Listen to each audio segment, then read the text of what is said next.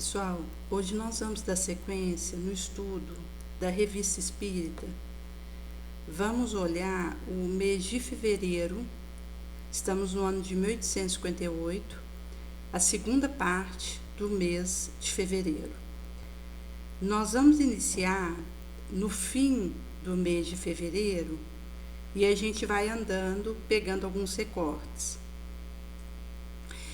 Nesse derradeiro, Kardec ele vai trazer uma nota aos leitores da Revista Espírita acerca das informações que estavam sendo fornecidas pelos leitores da Revista Espírita para auxiliar nos periódicos da revista mesmo.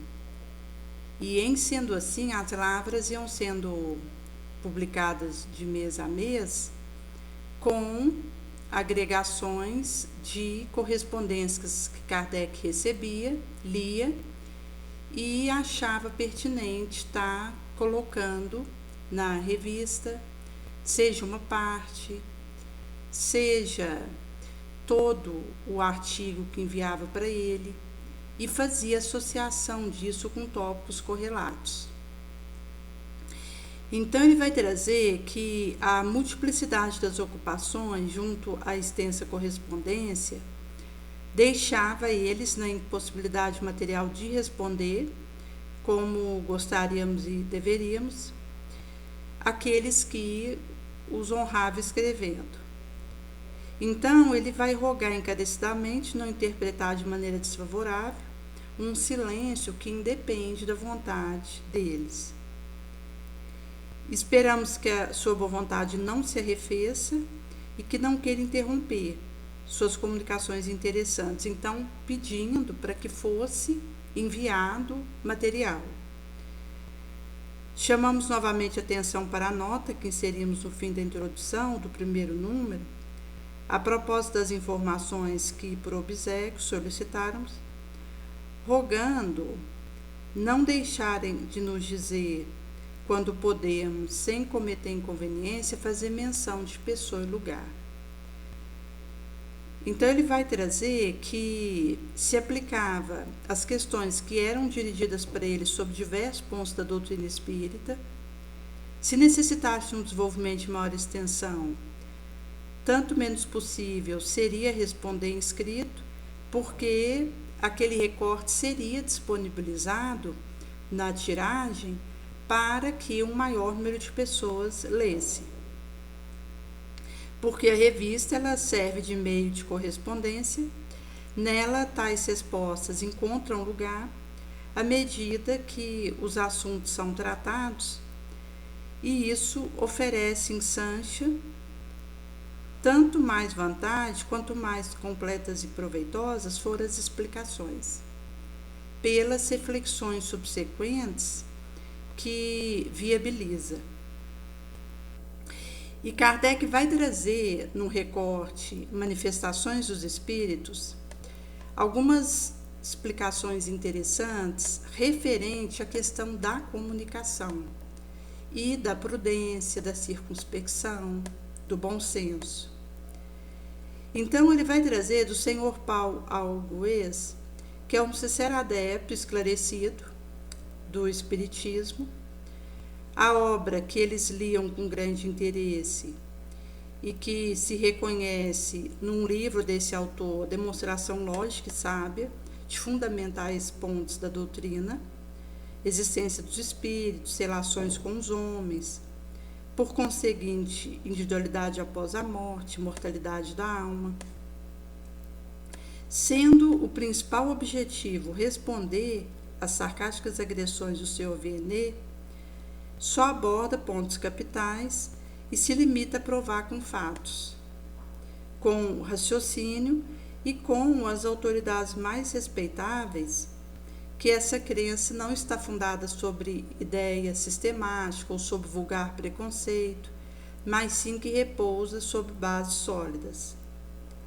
Então, ele vai trazer a importância do uso do raciocínio e do bom senso, até para trazer as ideias que são pontos mestres da doutrina espírita de maneira a fazer o esclarecimento perante as agressões que estavam chegando à doutrina espírita, vindo daqueles que não militavam com o espiritismo. E Kardec vai dizer que a arma do senhor Vianney é o ridículo, a do senhor Augués é a ciência, que é o que estava trazendo os pontos, importância da doutrina espírita. Por meio de citações numerosas que atestam uma profunda erudição e um estudo sério, ele prova que os adeptos de hoje, conquanto o número cresça sem cessar, bem como os esclarecidos de todos os países que a ele se ligam, fossem, como pretende o ilustre acadêmico, cérebros desequilibrados. Se assim fosse, essa doença lhe seria comum, como seriam os maiores gênios que honram a humanidade. Então ele vai fazendo a refutação daquilo que está chegando de crítica ao espiritismo. Então o senhor Augués sempre vai saber conservar a dignidade da linguagem e esse mérito que Kardec ele elogia, da importância da gente usar as palavras certas e podermos estabelecer um diálogo construtivo. Então, não há diatribes despropositadas, tornadas lugares comuns de mau gosto e que não provam nada, a não ser a falta de urbanidade. Tudo o que ele diz é profundo, sério, a altura do sábio a quem se dirige, grave. E Kardec vai trazer que, mesmo que não tenha convencido, as sementes foram lançadas e não são perdidas de todo, visto que o livro é feito para todo o orbe. Então ele vai explicar que vai voltar em algumas citações do livro desse defensor do espiritismo e queria fazer a explanação de alguns aspectos tragos por ele. E aí, Kardec vai dizer um pouco que a teoria desenvolvida pelo senhor Augués, em alguns pontos secundários, que ambos professavam, não faria a respeito nenhuma crítica, que se notabilizaria e seria lida com proveito. Mas ele pedia um pouco mais de clareza nas demonstrações e de método na ordenação das matérias. Nesse sentido, que Kardec vai trazer aqui uma dica para nós que falamos aspectos da doutrina espírita, que escrevemos, porque todos somos participantes desse momento em que a doutrina espírita ela é difundida pela rede social e chega em toda parte do globo. Então ele vai trazer dois aspectos importantes, que é tanto o método na ordenação das matérias, quanto a clareza nas demonstrações, que é algo para nós hoje, quando estamos tratando daquilo que são pontos capitais da doutrina espírita e instrutivos.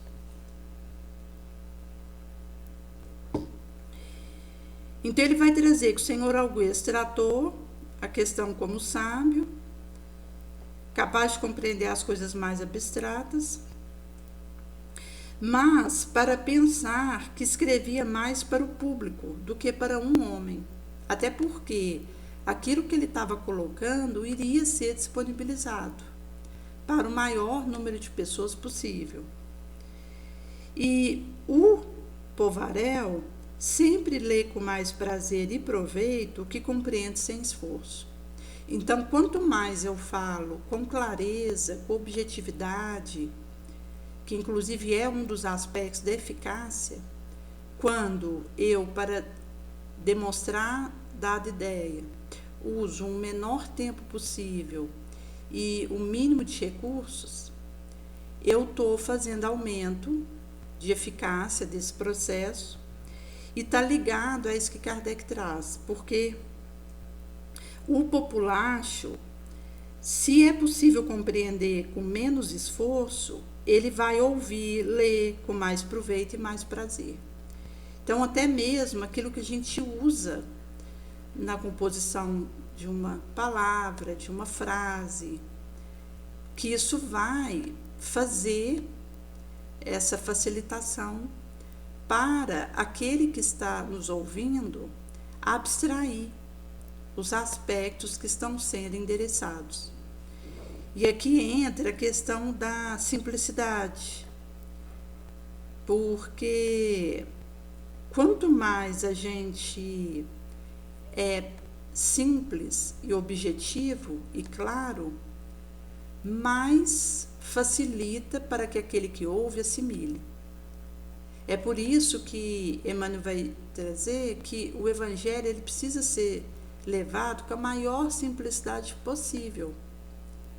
Os postulados de Jesus. Porque o Espiritismo é o Consolador prometido, a terceira revelação. E quanto mais a gente disponibilizar isso de forma objetiva e simples, essencial, facilita para assimilar os pontos essenciais daquilo que Jesus nos trouxe. E vai ter um recorte em que vai falar do Senhor Homem, e Kardec vai falando um pouquinho que ele não tinha uma busca de ganhar dinheiro com a mediunidade que ele tinha, e vai trazer que, se em tal caso é permitida a dúvida, uma hostilidade sistemática e apaixonada é sempre inconveniente. Em toda relação de causa, julgar o que não os conhece é falta de lógica, porque ele vai trazer o aspecto do desinteresse moral e material desse senhor Rome. E que isso acaba facilitando para que os benfeitores se aproximassem dele e usassem a sua mediunidade para o bem. Então, ele traz esse aspecto, que uma sistemática hostilidade passional é inconveniente. Porque para julgar de algo é preciso conhecer, mas se eu difamo sem prova, eu esqueço a conveniência. Então, ele vai trazer um pouco que, se acreditam no progresso do qual se dizem apóstolos, que sejam, pois, coerentes consigo próprios, e não atraiam para si a censura que dirigem aos outros, negando o que não compreendem. Então, ele vai falar um pouquinho da trajetória do senhor Rome. Que ele chegou a Paris no mês de outubro de 1855, lançado no mundo mais elevado, circunstância que deveria ter imposto mais circunspecção no julgamento que ele fazem, porque quanto mais esclarecido e elevado é esse mundo, menor é a suspeita de deixar benevolamente enganar por aventureiro. Essa mesma posição citou o comentário, e Kardec vai trazer que ele, para fazer viagem dispendiosa, precisaria ter fortuna. Se ele não a tem, deve ter sido sustentado por alguém. Então, foi levantado um sem número de suposições, cada qual mais ridícula. Também ele falou de uma irmã desse senhor, que ele foi buscar há cerca de 1 ano, e que essa adolescente, tinha em torno de uns 12 anos, ela era média mais poderosa que ele, que ambos deviam realizar prodígio e fazer empalidecer os de Moisés. Vindo à França, o senhor Rome não se dirigiu ao público, ele não procura publicidade e não gosta de ficar em evidência. Então, é aqui que Kardec, ele pareia o propósito especulativo que não é encontrado nesse senhor. Se assim o fosse, o interesse desse senhor pelo lucro, ele teria lançado mão de propaganda, teria procurado as ocasiões para autopromoção, mas na verdade ele as evita. E também ele não coloca preço para sua manifestação. Nesse sentido que a vida desse senhor privada pertence-lhe exclusivamente. Como ele nada pede, ninguém tem o direito de indagar como vive. E aí Kardec traz algumas perguntas que estão sem respostas acerca desse senhor, recuando como esse acolhimento da sua intimidade, seja ela qual for, mas atestando que o desinteresse, a despretensão moral e material que é vista nesse senhor, inspira confiança, porque é nesse clima mental, espiritual, que o benfeitor aproxima. Então ele vai trazer que esse senhor conquistou amizades reais, devotadas, ao passo que um prestidigitador é pago, se diverte, ponto final. Nesse sentido que a história ainda não abriu o livro dos seus segredos. E quanto à irmã, que na verdade ela tem 11 anos, no momento que Kardec faz esse relato, que ele tinha trago essa irmã para Paris, para sua educação, de que uma ilustre pessoa houvera encarregado. E traz esse aspecto da postura desse senhor que não tinha ido à França para procurar fortuna, também não seria para conhecer o país, porque ele não o percorre. Então, o motivo patente poderia estar ligado ao conselho dos médicos que acreditaram o seu ar da Europa necessário para a sua saúde. Por isso que Kardec vai trazer que esse senhor que recebeu essa missão, e quanto mais alto foi o golpe, maior a sua repercussão. A posição, o crédito, as luzes dos que o acolheram e que se convenceram pela evidência dos fatos abalaram as convicções de um populacho de pessoas, mesmo entre aquelas que não puderam ser testemunhas oculares. A presença do Senhor Home teria sido, portanto, um auxiliar poderoso para propagar as ideias espíritas. Não convenceu a todos, mas lançou sementes que frutificariam, tanto mais quanto mais se multiplicasse os próprios médios. Então aqui Kardec vai divisar essa multiplicação que aconteceria nos médios, nos diferentes tipos de mediunidades, visto que a mediunidade é um sexto sentido que todos temos, como a visão, a audição, paladar, olfato, tato. Por isso que todos somos médios, mas vai haver diferenças no tipo de mediunidade.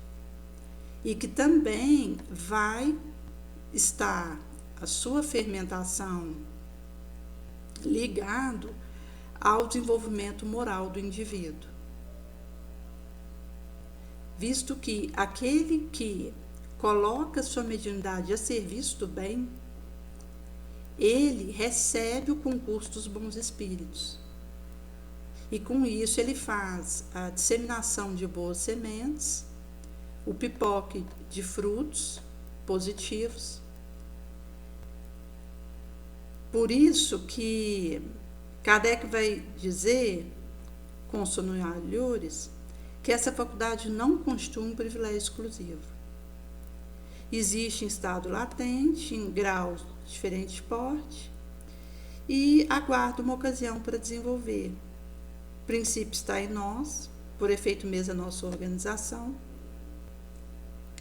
Temos o seu germe e virá o dia, Kardec prevê que do Iapoque ao Chuí do orbe pipocaria os médios, entre pobres e ricos, e em nossas famílias, a fim de que seja por todos conhecida a verdade. Por ser uma nova era, uma nova fase que começa para os terrícolas. E aqui considerando a transição planetária. Por isso que a vulgarização e evidência dos fenômenos espíritas imprimirá um novo curso às ideias morais, como fez o vapor em relação à indústria. Então a gente vê como que isso foi intensificando, porque inclusive há registro que a transição planetária teve o seu marco por volta da Revolução Francesa. Aqui como um período para adentrarmos o mundo em regeneração, que vai correr ano a ano até que a gente alcance o mundo regenerado.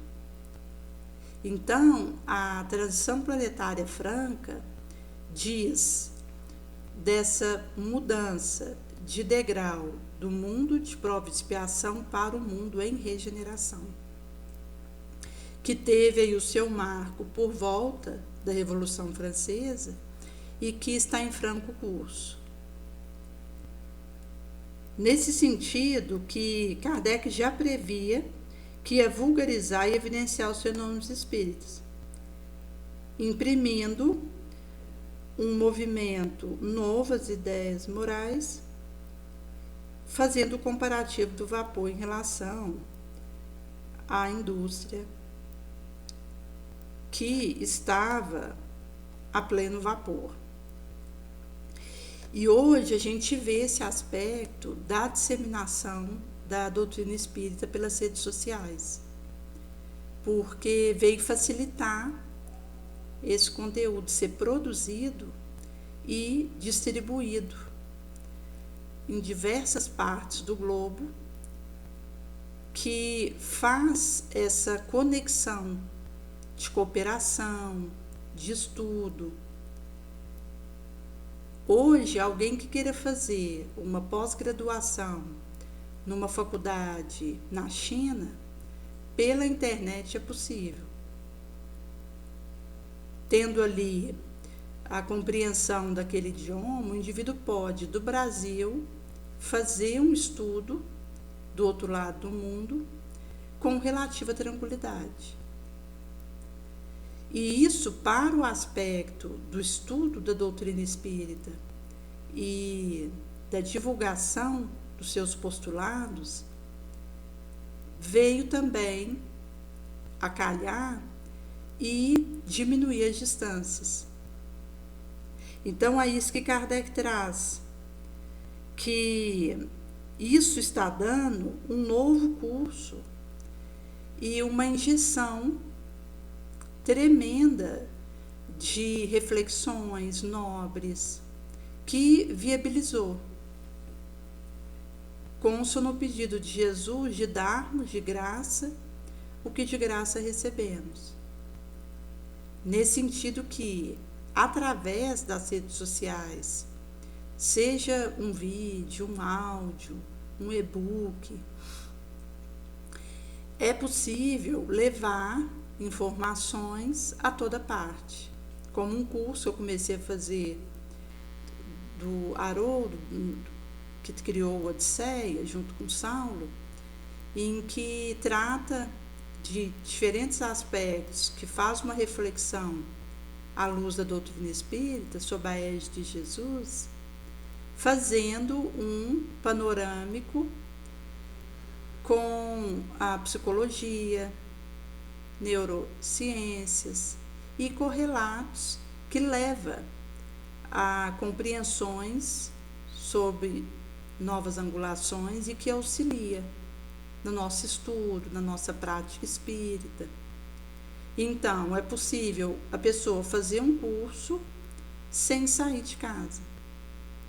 Então, isso vai imprimindo velocidade e otimização para a divulgação da terceira revelação, com a bênção que isso é para nós.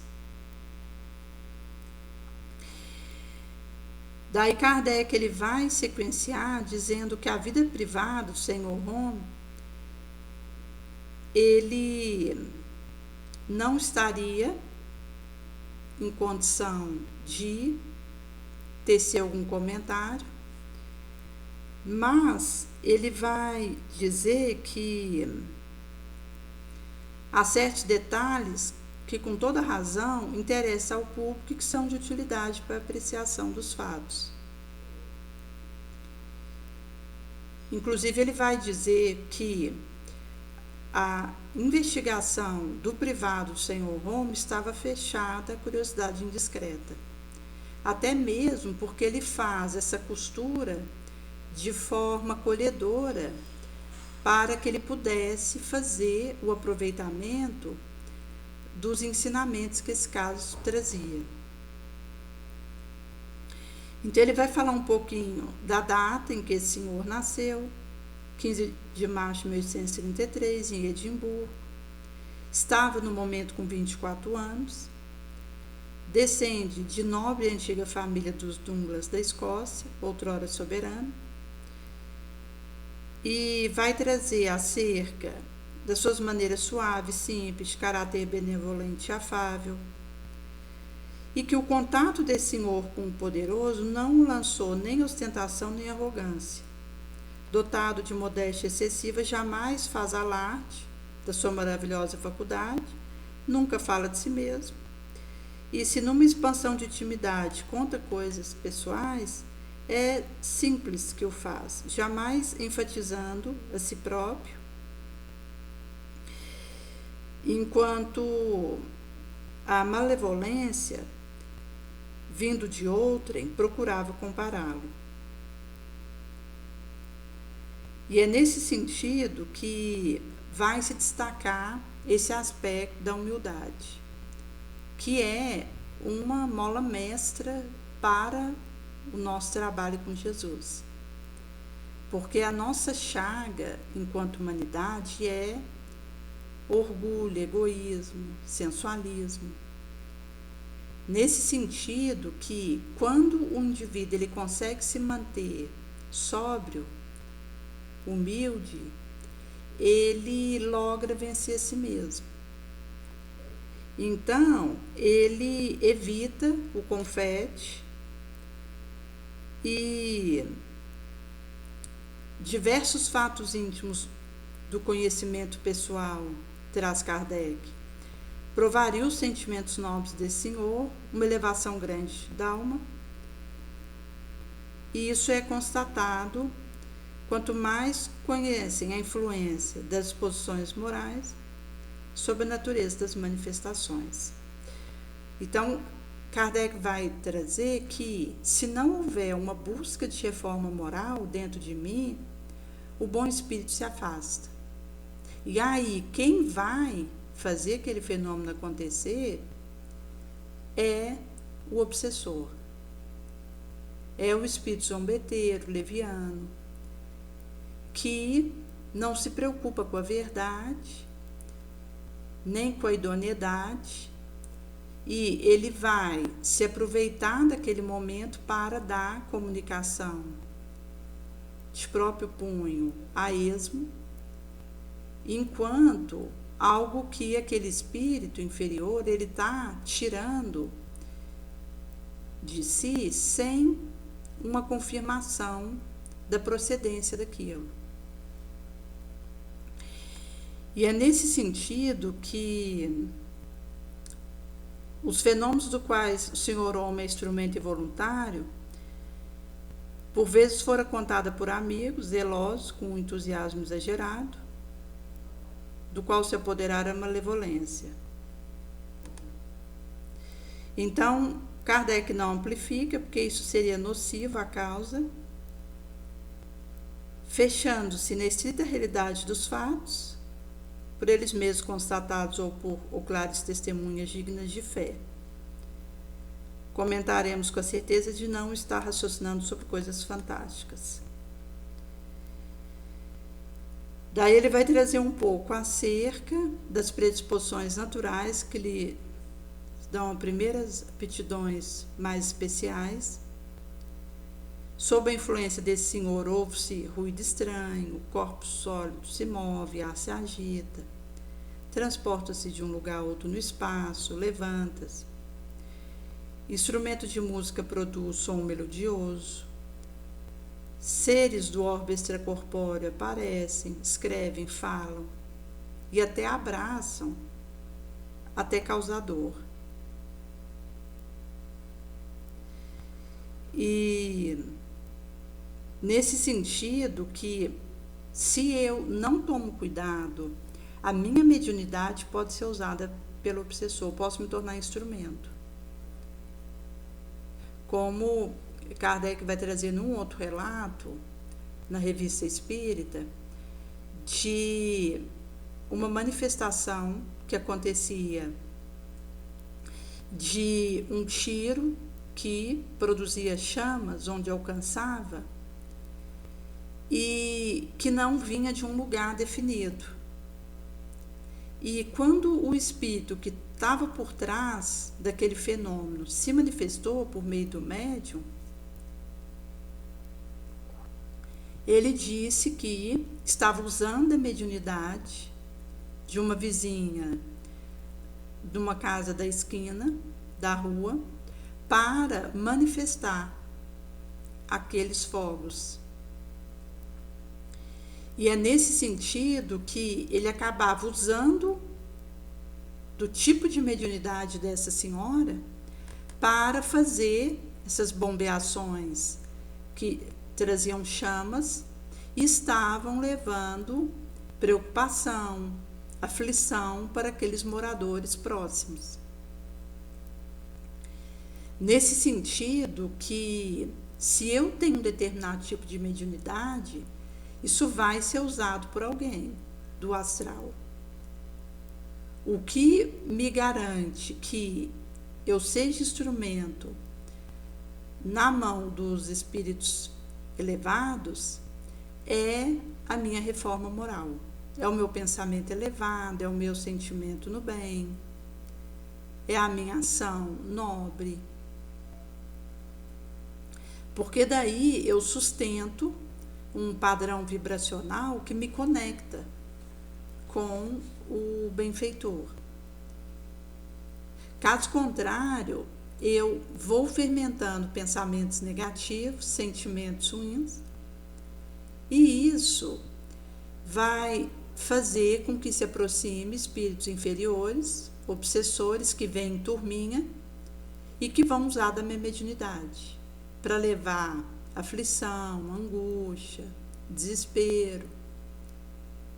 Então, quando a gente fala em mediunidade, como é o sentido que a gente tem que nos conecta com o astral, o mundo incorpóreo, alguém vai usá-la.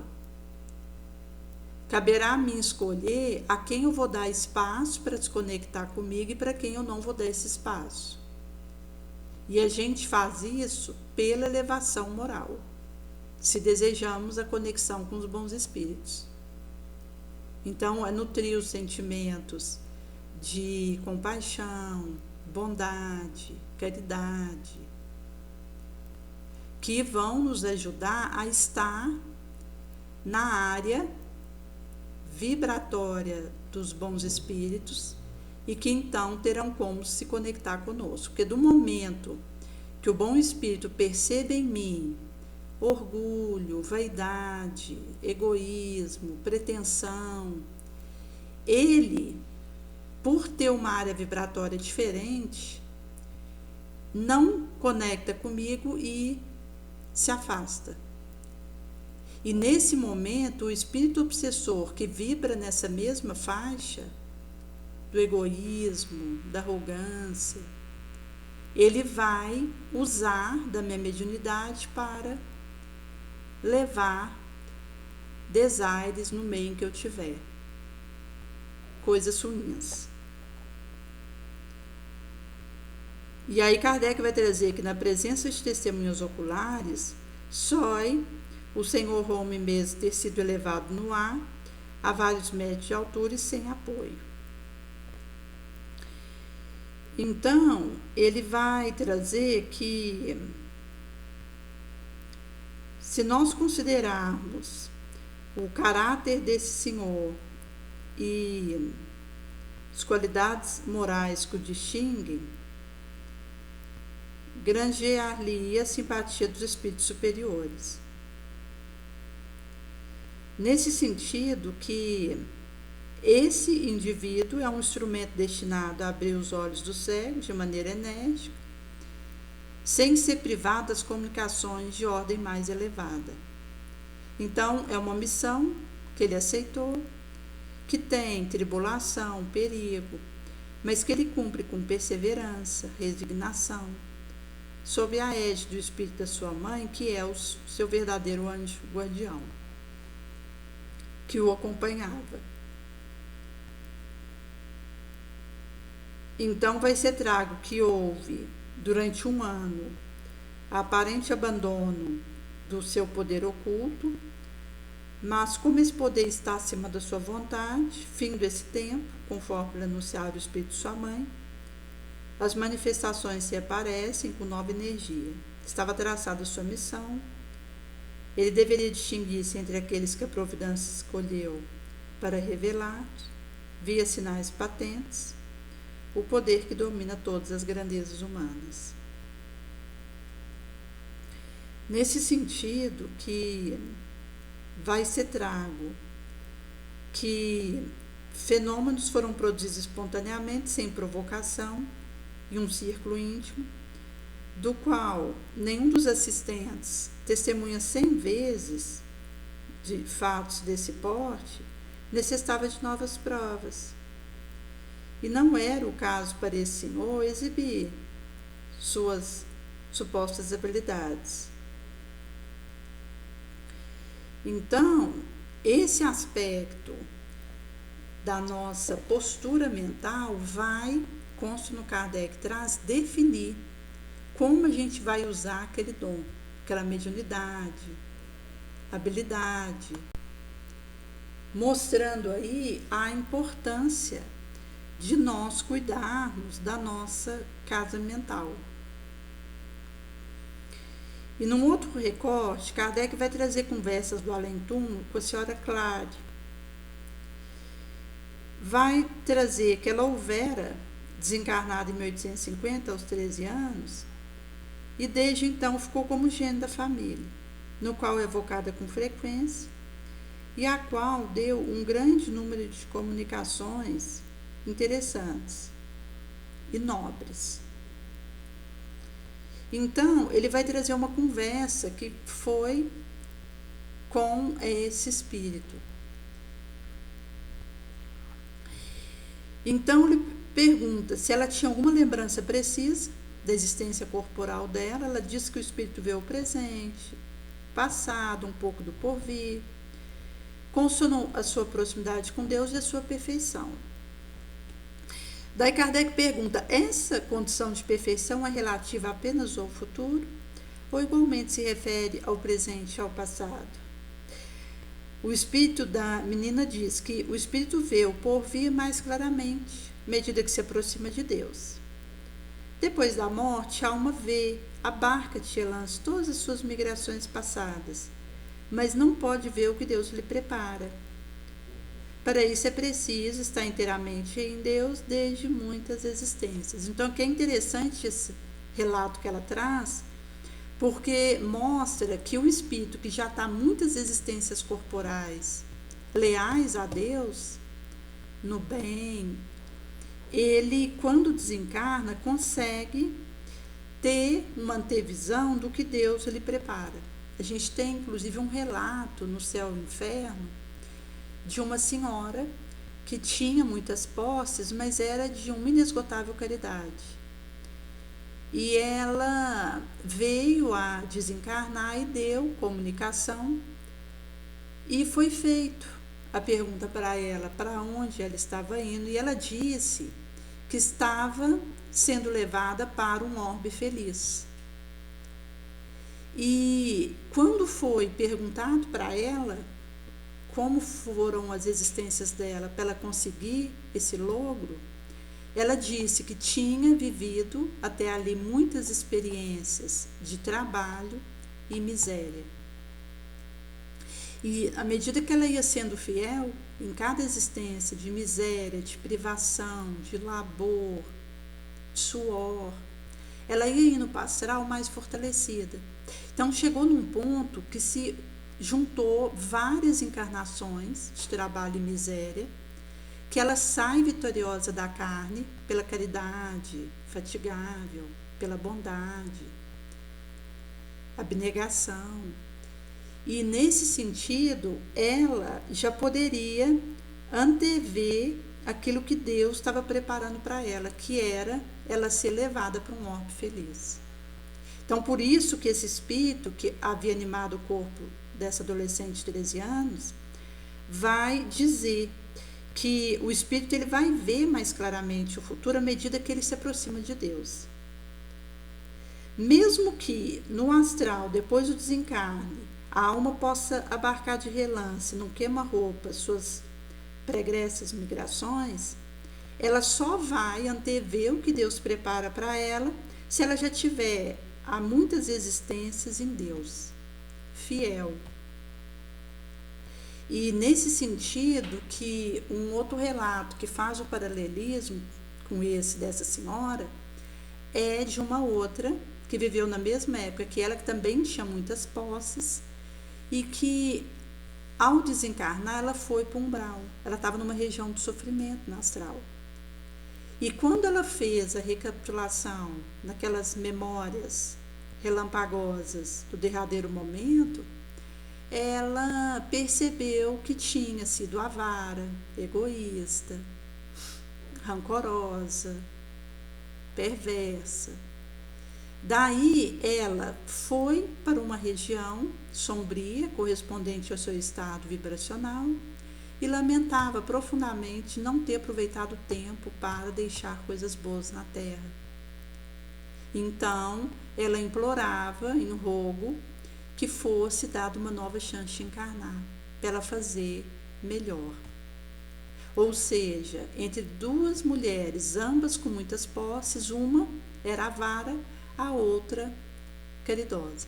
E mostra a distância que pode acontecer entre dois indivíduos pela questão do estágio evolutivo, a reforma moral, e que, inclusive, vai trazer a diferença para onde cada qual vai depois que desencarna. Porque depois que a gente vai para o astral, não é como na Terra, que a gente tem pessoas de diferente grau de maturidade moral num mesmo ambiente do orbe. Quando o indivíduo desencarna, ele é aspirado para a região da sua vibração. Então a máscara cai. Aqui na Terra é possível alguém bondoso estar entre pessoas maldosas. Mas no astral, o indivíduo que praticou o bem, ele vai para um local de afinidade com espíritos na mesma faixa, e aquele que se locupletou na sombra vai para uma região de correspondência moral, vibracional. Daí no subsequente, Kardec pergunta: você sabe em que época você vai reencarnar? Aí ela responde: em 10 ou 100 anos. Vai ser na Terra ou em outro mundo? Num outro. Em relação à Terra, o mundo para onde você vai tem condição melhor, inferior ou igual? Ela diz que muito melhor do que da Terra, porque lá se é feliz. Então, no caso desse espírito, ela também divisava que iria para um orbe feliz. Mas nesse caso não seria imediatamente, como no caso da senhora, que já tinha vindo de várias reencarnações de miséria, privação e serviço, porque no caso dessa senhora, ela já estava sendo aspirada para um orbe feliz. ela não precisaria fazer um aguardamento. No caso do espírito que animou essa adolescente, ela ia aguardar por volta de 10 ou 100 anos para encarnar num orbe feliz.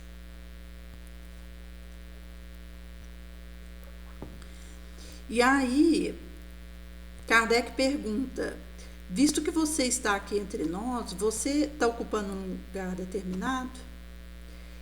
Qual é? Ela diz que estava com aparência etérea. Posso dizer que meu espírito estende-se muito mais longe. Vejo muitas coisas, me transporto para bem longe desse local, com a rapidez do pensamento. Minha aparência está à direita do meu irmão e guia-lhe o braço. Pergunta: o corpo etéreo de que estáis revestida vos permite experimentar física sensação, como frio e calor, por exemplo? Resposta: quando me lembro muito do meu corpo, eu sinto uma espécie de impressão, como quando se tira um manto e se fica com uma sensação de ainda estar com ele por algum tempo. Aí Kardec vai perguntar: você acaba de dizer que pode se transportar com a rapidez do pensamento. O pensamento não é a própria alma que se desprende do eventório? Sim. Quando o vosso pensamento se transporta para algum lugar, como se dá a separação de vossa alma? A aparência desvanece, o pensamento segue sozinho. Kardec vai perguntar: é, pois, uma faculdade que se destaca, onde fica o restante? Ela responde: a forma não é o ser. Pergunta: como age esse pensamento? Não agirá sempre por intermédio da matéria? Não. Quando vossa faculdade de pensar se destaca, não agis por intermédio da matéria? Ela responde: a sombra se dissipa, reproduz o pensamento. E aqui ela vai dizer que onde o pensamento a guia, vai acontecer essa reprodução. Então, a questão da onda eletromagnética, que tem velocidade acima da luz, que é o nosso pensamento, isso vai nos guiar numa condição de eterização, porque a forma ela já não vai ter a preponderância e dizer a última palavra. Porque como nós estamos aqui encarnados numa matéria grosseira, a gente tem essa percepção de que a nossa expressão de pensamento, de ideia, de imaginação, isso está ligado a um organismo físico.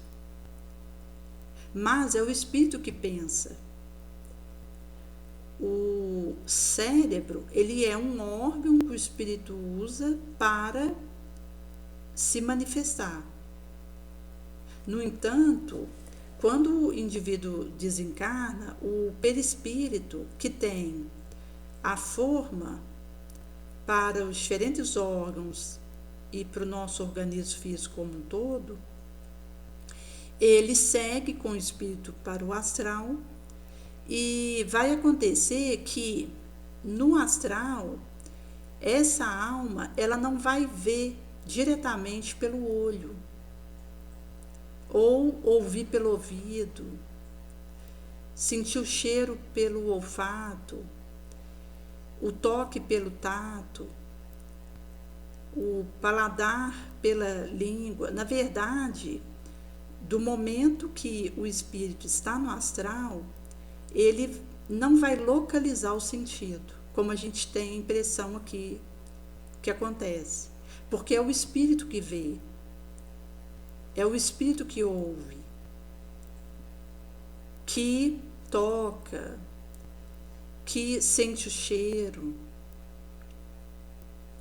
Nesse sentido que ela vai explicar acerca dessa condição onde a sombra vai ser dissipada e ela vai reproduzir onde o pensamento a guia, porque ele é rápido, e ela é transportada para locais muito distantes com a força do pensamento, que tem uma velocidade superior da luz. E quanto mais o espírito é elevado, ele vai emitir ondas mais curtas e de maior frequência, de maior velocidade.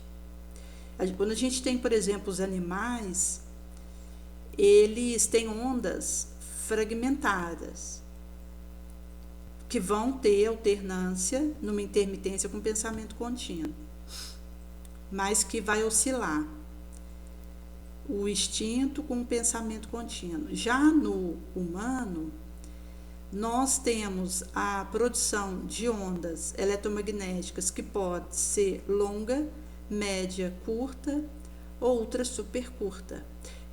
A longa são pensamentos de baixo teor, inferiores. Então a gente vai, na reforma moral, fazendo o encurtamento das nossas ondas eletromagnéticas, que passam a ser mais velozes, mais frequentes. E quando chega no atributo dos anjos, esses saios são ultra super curtos, de um poder e uma penetração inabordável. Kardec pergunta: visto que você só tinha 13 anos quando morreu, como se explica você responder perguntas tão abstratas, cujas respostas estão fora do alcance de uma criança da vossa idade? Ela diz: a minha alma é muito antiga. Ele pergunta: você pode citar entre as suas existências pregressas uma das que mais elevou os seus conhecimentos? Então ela vai dizer de duas experiências diferentes que ela teve transatas. Uma em que ela teve no corpo de um homem, que ela tornou virtuoso, e após a morte desse senhor, ela reencarnou no corpo de uma menina, cujo semblante retratava a própria alma, e Deus a recompensa. Kardec vai perguntar se poderiam ver ela ali naquele ambiente. Ela disse que poderia. E aí ele pergunta: como? Depende de nós, de vocês ou de pessoas mais íntimas? Ela responde: de vós. E aí ele retrofala: que condições deveríamos satisfazer para podermos te ver? Ela responde: recolham-se algum tempo com fervor e fé. Diminui o número de indivíduos, isolem-se um pouco e providenciem um médio do gênero de Home. Então é aí que Kardec vai trazer um pouquinho sobre o Home. Porque um espírito elevado como o dessa menina tinha pedido um médium parecido com o senhor Home. Então mostra como que o espírito que já fez uma subida moral, ele vai se comunicar ou se manifestar usando um médium nobre, que não cambeia com sua mediunidade, que não tem interesse escuso, que não usa da sua faculdade para se promover, como um meio de ganhar a vida. Então mostra como que para o espírito elevado é sensível isso. Por isso que a gente tem que ter cuidado, porque se eu não fico atento aos sentimentos que eu nutro, aos pensamentos que eu fermento, eu não terei a companhia dos bons espíritos, porque eu não vou dar a vibração, conexão e a sintonia para isso. E acaba que o aspecto da nossa disciplina, como o Sr. Emmanuel vai trazer, funciona com fatores decisivos, para que eu consiga usar minha vontade para produzir bons pensamentos, para me manter numa faixa elevada. Porque se eu dou uma brecha para aquilo que é sombrio, eu acabo tendo conexões que vão ter a impactação da minha mente, do meu espírito, porque a gente ressente disso, inclusive nos dobramentos de sono. Porque o espírito, ao sair do corpo, no momento do sono noturno, ele vai estar com uma turminha de obsessora guardando por ele. É por isso que do momento que eu consigo essa vigilância e fazer essa cerca mental, essa proteção da minha mente, usando a disciplina, esse querer ardente, firme, que Jesus vai trazer, que tem que querer muito mesmo, porque mesmo querendo eu posso não conseguir. Então, tem mesmo que fazer funcionar uma vontade poderosa que alavanca nossa circuitaria de energia e de força em dada direção. E aqui vão ser necessários a oração, o evangelho no lar diário, copo de água para fluidificar, em que a gente deixa um pouco na pia, a leitura edificante, o autoconhecimento, são aspectos que vão nos dando essas âncoras para nos mantermos afinizados com os bons espíritos. Porque aqui, nesse orbe, tudo é sintonia. Então, o indivíduo ele não pensa sozinho, ele não fala sozinho, ele não sente sozinho, não vai ter uma determinada ação desacompanhada. Eu posso até começar um pensamento por conta própria, mas vem uma turma que pensa parecido. E são essas sinergizações que nos periculam, porque são despenhadeiros à vista, visto que do momento que eu estou dando espaço para uma violência, um rancor, uma calúnia, essas infiltrações elas vão dando brechas para que a conexão negativa aconteça. É nesse sentido que a bondade, o perdão, o esquecimento das ofensas, fazer o bem para o adversário, orar por aquele que nos malediz, são aspectos que vão nos permitindo conexões melhores. E como Kardec traz nesse recorte da revista, o espírito nobre, ele sabe aquele encarnado que é nobre. Não tem como eu pôr uma máscara para o mundo espiritual. Como esse espírito veio relatar que tinha animado o corpo de uma adolescente de 13 anos, mas um espírito elevado, que quando essa adolescente desencarna, esse espírito já estava antevendo daqui 10 ou 100 anos ir para um orbe feliz. E tinha percepção de estar sendo recompensada, porque já tinha tido algumas existências no bem, fiel a Deus. E esse espírito sabia quem era o Senhor Holmes. Por isso que eu posso até querer camuflar aquilo que eu estou pensando realmente, aquilo que eu estou sentindo, mas o benfeitor, ele sabe o que está acontecendo dentro de mim, ele me vê. Há áreas que inclusive nem eu percebo que existem em mim, o espírito elevado vê. Por isso que não tem como a gente querer uma conexão com a espiritualidade maior se eu não construo isso, porta dentro da alma. A começar por aquilo que eu penso, onde eu deixo a minha mente, que inclusive, se eu fizer o comando disso como em feixes, eu consigo resultado melhor. Porque se a gente pega uma vara sozinha, ela é fácil de você romper. Mas se você junta várias em feixes, é muito difícil o rompimento desse feixe.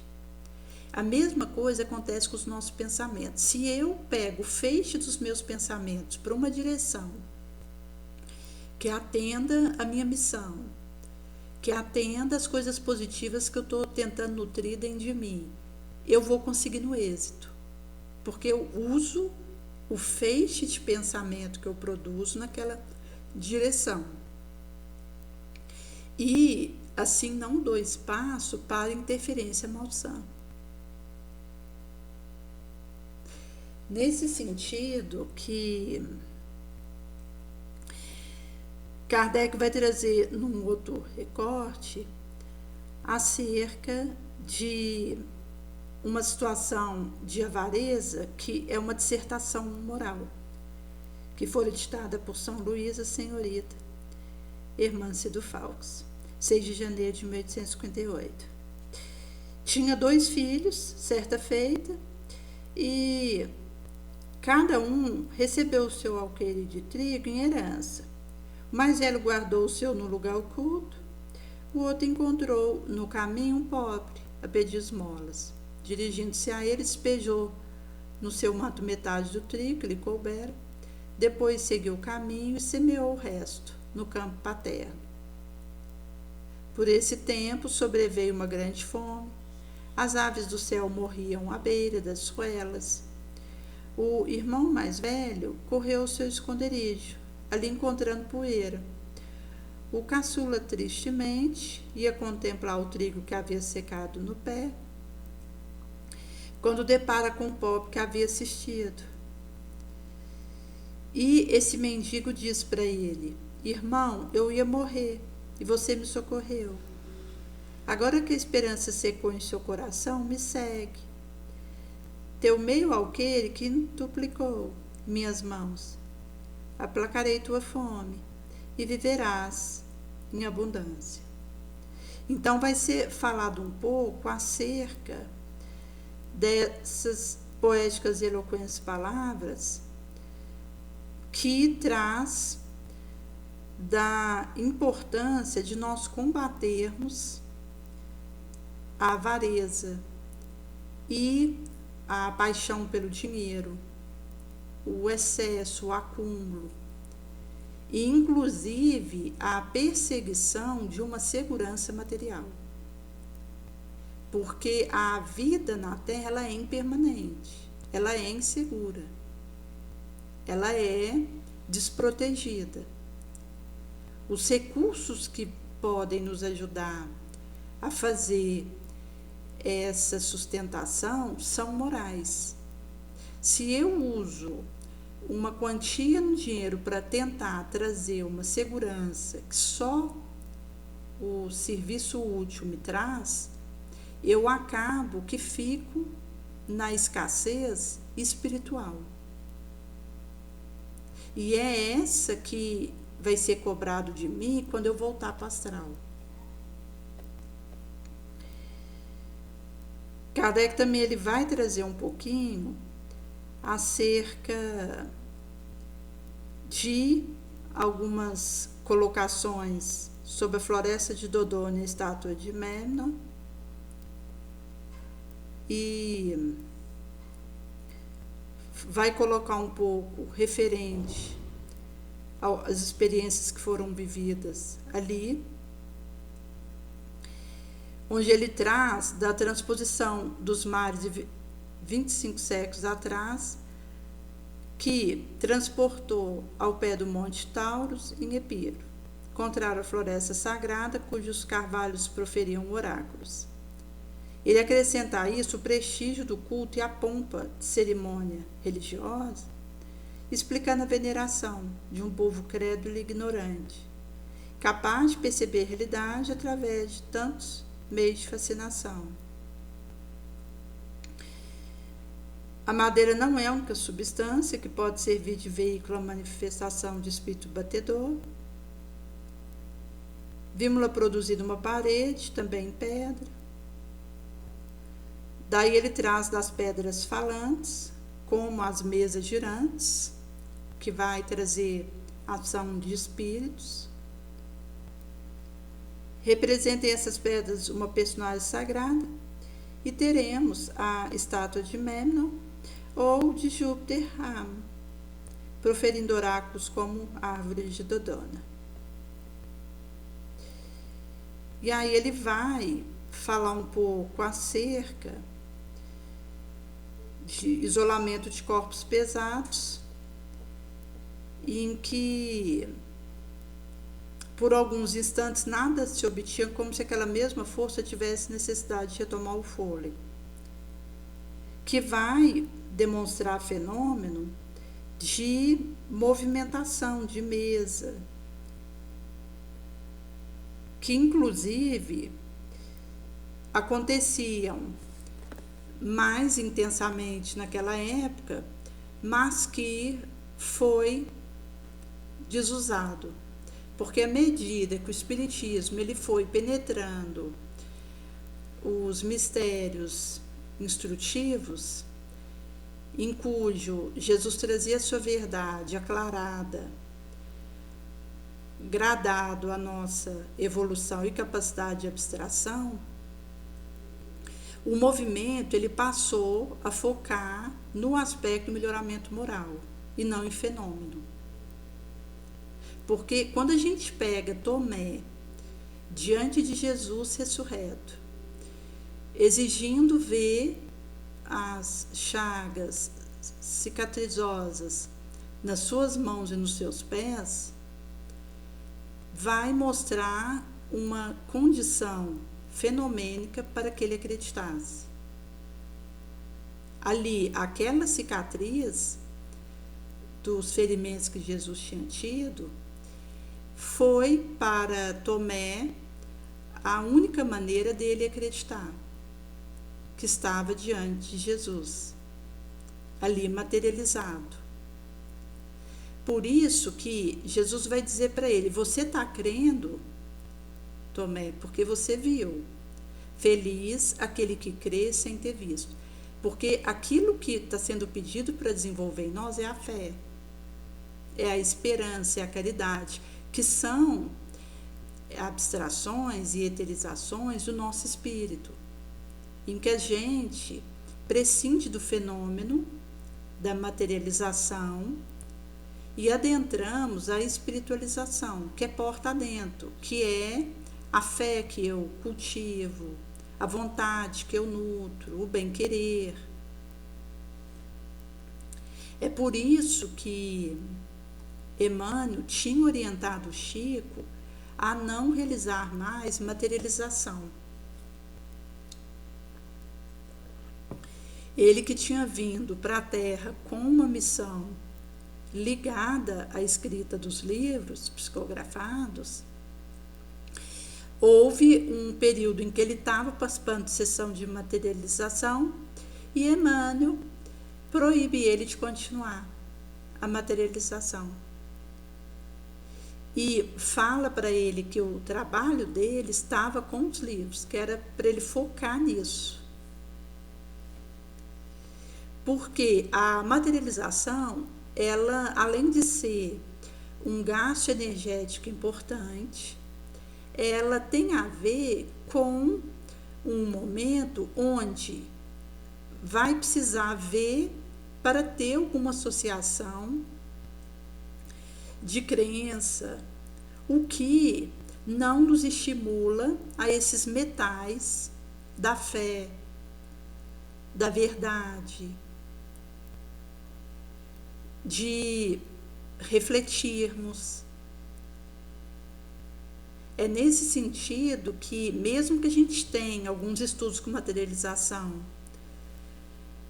hoje que acontecem e que foram usados para escrever livros, como o Dr. Paulo Frutuoso, que faz um trabalho ligado a isso, não são mais emulados e incentivados essas práticas, como a gente vai ter acontecendo na época de Kardec, que estava acontecendo aquele impacto inicial pelo momento que o Espiritismo vivia. Mas nós somos chamados a sair do infante e amadurecer. Se eu preciso da matéria para desenvolver aquilo que é dentro de mim, eu estou ainda na infância espiritual. Até considerando que à medida que o indivíduo ele vai amadurecendo, a sua intimidade, a sua cumplicidade com Jesus, ele coloca a sua mediunidade a serviço do bem coletivo, sem impor condição. É nesse sentido que é um processo gradativo de despertamento que vai acontecendo. Por isso que Kardec ele vai trazer que muitas vezes tiver a ocasião de citar fenômenos desse gênero, seja provocado ou espontâneo, realizado em circunstância e proporção bem mais extraordinária. Mas, sempre que tivessem sido testemunha, relataria, de maneira a evitar interpretação exagerada ou falsa. Se nos fosse relatado acima, nos tivéssemos contentado em dizer que vimos uma mesa de 100 quilos elevado ao solo pelo simples contato das mãos. Muitos pensariam que a mesa havia subido até o teto, na rapidez de um piscar de olho, a queima-roupa. Assim, coisas simples se tornam prodígios pelas proporções que a imaginação lhe emprega. Quando os fatos atravessarem os séculos e passarem pela boca dos poetas, isso deixa de acontecer. Se disser que a superstição é filha da realidade, ter-se avançado num paradoxo. Todavia, nada é mais verdadeiro. Não há superstição que não repouse sobre um fundo real. Mas precisamos discernir onde termina uma e começa outra. O verdadeiro meio de combater superstição não é, de maneira absoluta, a sua contestação. No espírito de certas pessoas, há ideias que se desenraizam dificilmente, porque há fatos a citar que apoiam sua opinião. Caso contrário, é preciso mostrar o que há de real. Então, restará o exagero ridículo, ao qual fará justiça o bom senso. Então, ele vai trazer esse aspecto da análise que a gente precisa fazer, que entra aí a reflexão, a lógica, a intuição, mas Kardec ele é enfático sobre a verdadeira fé, se é aquela que eu posso encarar a razão em todas as épocas da humanidade, face a face. Nesse sentido que aqui a gente então encerra a segunda parte do mês de fevereiro. Na próxima segunda a gente vai entrar na primeira parte do mês de março e mostra quantas reflexões, quanta riqueza dessas assertivas que foram tragas. E aqui, só para a gente encerrar essa parte, vai ter um segundo recorte falando da avareza que diz: escuta-me, avaro, você conhece a felicidade? Teus olhos brilham com um sombrio esplendor na órbita que a avareza cavou mais profundamente. Teu lábio cerra, tua nariz estremece, teu ouvido se apura.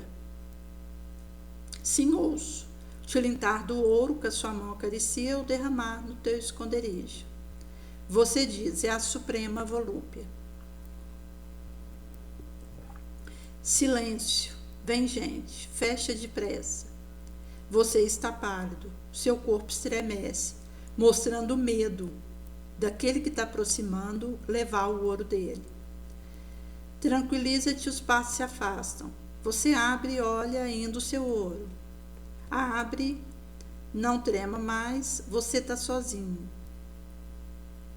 Ouves, não é nada. O vento geme a passar pela fresta. Olha quanto ouro. Faze soar o metal o mergulho da mão, tu és feliz.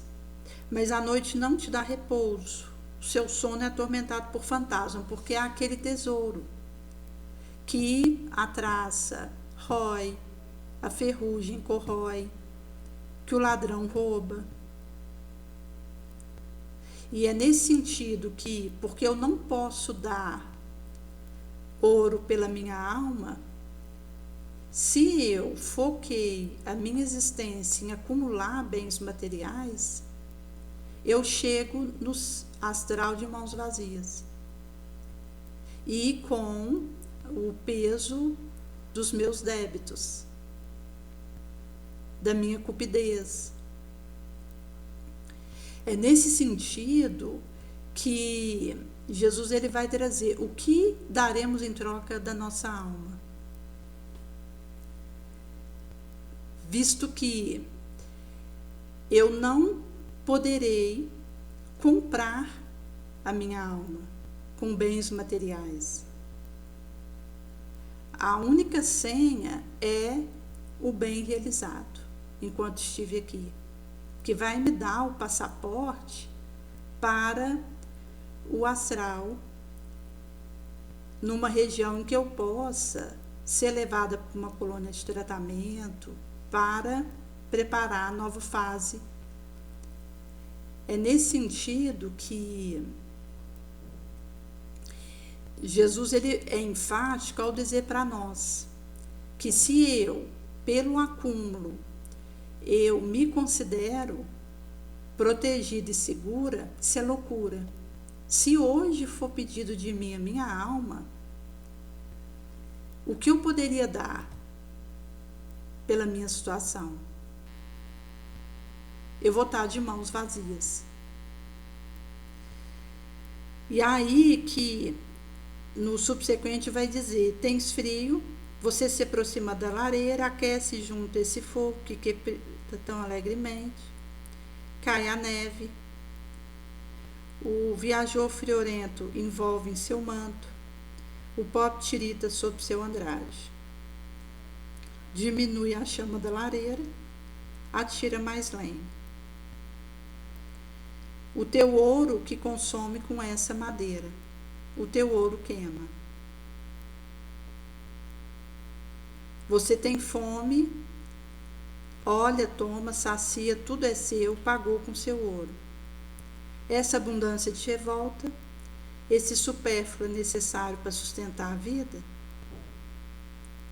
Não, esse pedaço de pão será bastante.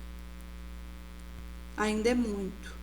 Suas roupas caem frangalhosas, tua casa fende, ameaça ruir, sofre fome e frio, mas você não importa, porque tem o ouro. E aí que ele vai falar para esse avaro, para esse cúpido: a morte vai te separar do ouro. Você vai deixar ele à beira do túmulo, como a poeira, que o viajor sacode a soleira da porta, onde a bem-amada família o espera para festejar o seu regresso. Teu sangue congelara-se em tuas veias, envelhecido e enfraquecido por tua miséria voluntária. Ávidos, herdeiros atiram seu corpo num canto qualquer do cemitério, este face a face com a eternidade, o porvir. Miserável, o que você fez do ouro que te foi confiado para aliviar o pobre? Que blasfema, que lacrima, que sangra. São blasfêmias de sofrimentos que você podia ter acalmado, lágrimas que você fez correr, sangue que você derramou. Então você tem o horror de si mesmo, pelo bem que você poderia ter feito e não fez. Aqui ele traz a questão da omissão e do mal que você realiza nessa paragem. Você sofre condenado, contorce em seu sofrimento, do remorso. Você não usou de misericórdia para com um irmão infeliz. Quem a terá por ti? Para te punir, quer Deus que assim o creias. Considerando aqui que não é Deus que vem fazer um castigo sobre nós, mas é a nossa consciência, que vai acusar. Como no relato daquela senhora que tinha muitos bens e tinha acumulado para si, egoicamente, e quando ela desencarna, a consciência dela pesa. Não foi alguém que foi mostrar para ela o que ela tinha deixado de realizar em consolo para os outros, ao acumular para si o que ela tinha de recursos financeiros. É ela mesma que foi lembrando das suas atitudes e tendo seu peso consciencial. Porque o indivíduo, então, ele ao ser compulsado para expiar, ele vai fazer isso, passando pelas etapas de arrependimento, resgate e cura, onde ele, bem vivendo, reabilita com a lei de causa e efeito perante a própria consciência. Então, é do indivíduo consigo mesmo que vai acontecer esse processo. Então, aqui, Kardec ele traz alguns recortes mostrando como a gente tem essa tendência, porque no nosso estágio de terrícola, a gente tem tanta questão da tendência para o abuso de autoridade, quanto o empobrecimento do sexo e a paixão pelo dinheiro. São 3 aspectos que é telhado de vidro para nós e que, portanto, estão ligados aos aspectos do orgulho, egoísmo e sensualismo. E é nesse sentido que, quando são tragos essas reflexões, são alertas, porque é um movimento consciencial do indivíduo. Não é alguém que vai vir me dizer onde eu tropecei. A minha consciência, ela grava e ela me devolve. Eu posso me esconder no fundo do mar, que a minha consciência vai me lembrar aquilo que eu preciso resolver.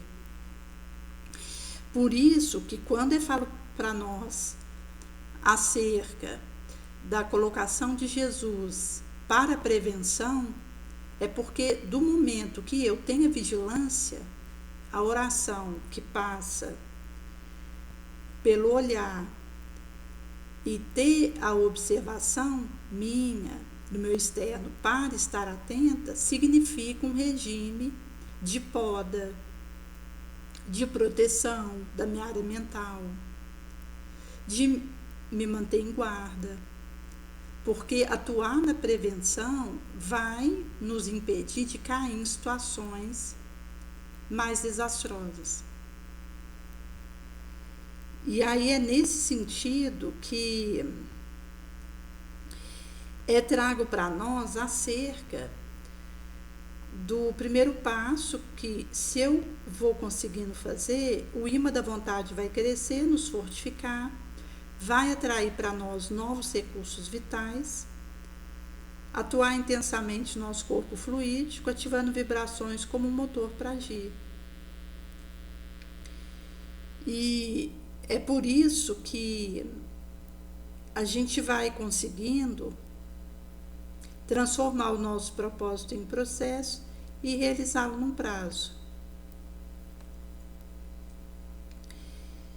E isso vai trazer acerca da pele da alma tocada, que ouve e aprende ao contato direto com o mestre, abstrai-se o evangelho pela fibra da alma, revivando as próprias lembranças acerca de Jesus.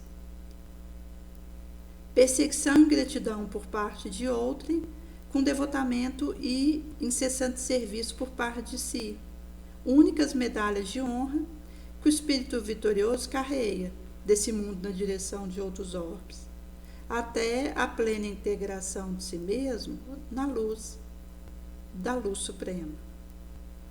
Por isso que, pelo amor puro que Jesus traz para nós como um único caminho, crescerá sempre em nós com o nosso próprio crescimento. Esse puro amor, afeição de luz imperecedora, renascendo das épocas que se foram, ultrapassando os erros que hão de vir.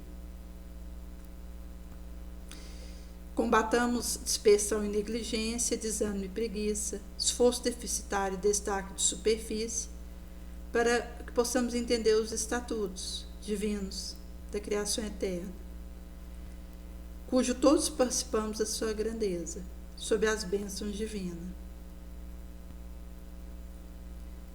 Receberemos o alívio prometido por Ele através do reencontro conosco, superando intimamente o desencanto, a desesperação. Racionalmente nos rendemos à paciência, ao erguimento do bem, e a paz supuramos fora de nós, a encontraremos dentro.